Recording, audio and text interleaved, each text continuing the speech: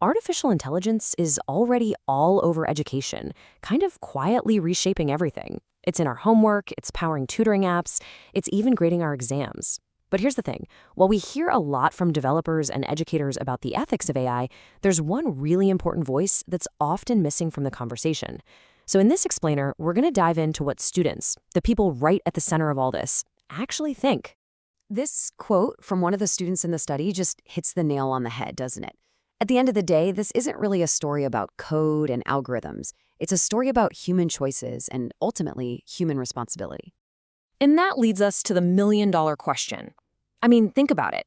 If an algorithm gets it wrong and incorrectly grades your essay, or even worse, falsely flags you for cheating, who's to blame? Is it the programmer, the school?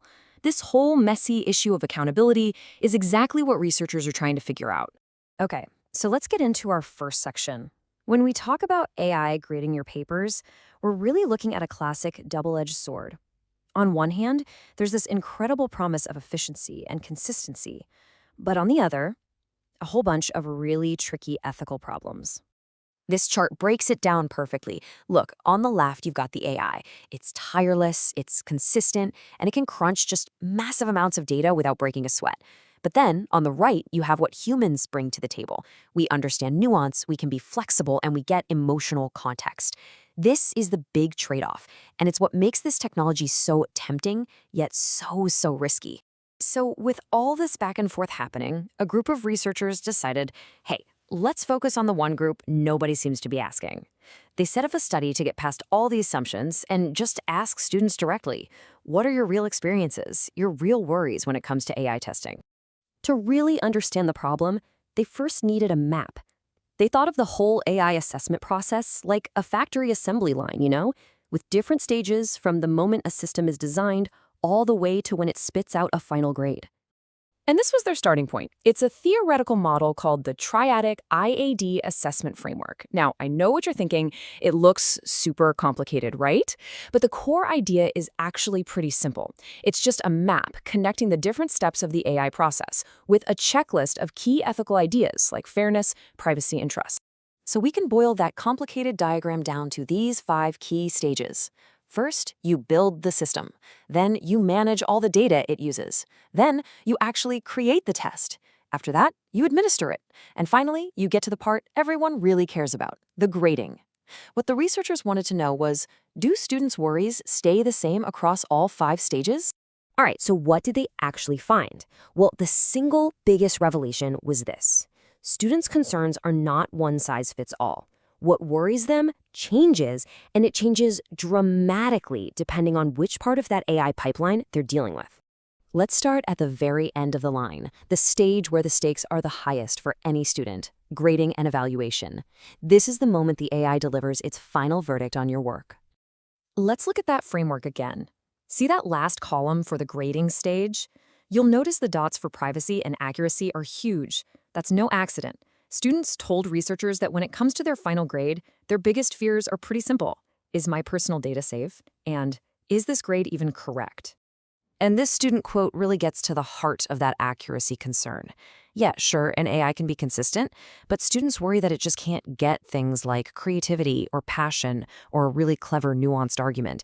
They're afraid it completely misses the human element in what they create. Okay, now let's back up one step on our assembly line to stage 4, assessment administration. This is when the test is actually happening, and AI systems are often watching students, usually to make sure no one's cheating. And would you look at that? The main concern completely shifts. At this stage, the number one thing on students' minds is academic integrity. They want a fair test for sure, but they're also super anxious about how these AI-powered proctoring and plagiarism systems actually work. This is such a huge insight. Students are used to tools that show them why something got flagged.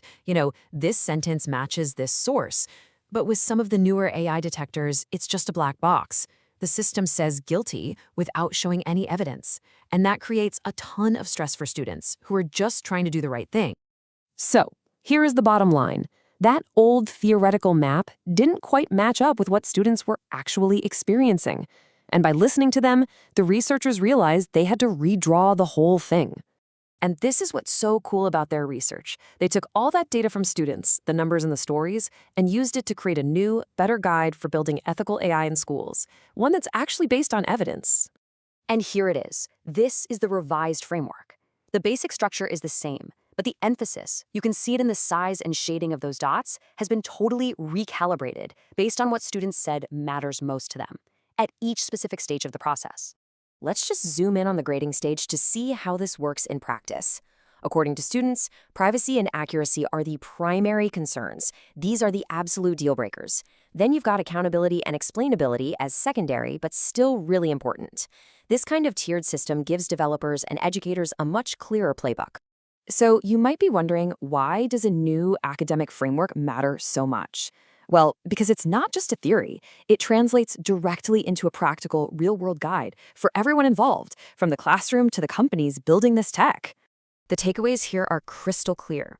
If you're an educator, the message is demand tools that you can understand and that have a human in the loop. If you're a developer, stop using a generic ethics checklist and focus on what actually matters at each step. And for policymakers, this is a call to create rules that are actually based on the real experiences of students. The researchers even came up with a great name for this whole approach: stage-gated ethical governance. It's a bit of a mouthful, but the idea is simple. Your ethical roles shouldn't be the same for everything. They should get tougher and more specific depending on the risks at each stage of the process. And let's not forget where this all came from. This isn't just some idea somebody dreamed up. This entire powerful framework is built on the real, validated perspectives of 397 undergraduate students who are living with this technology every single day. Which brings us right back to where we started. Look, AI in the classroom isn't a question of if anymore, it's a question of how. It's happening. And this research makes a really powerful case that if we want to do it right, maybe the students themselves should have a seat at the table when we're writing the rules.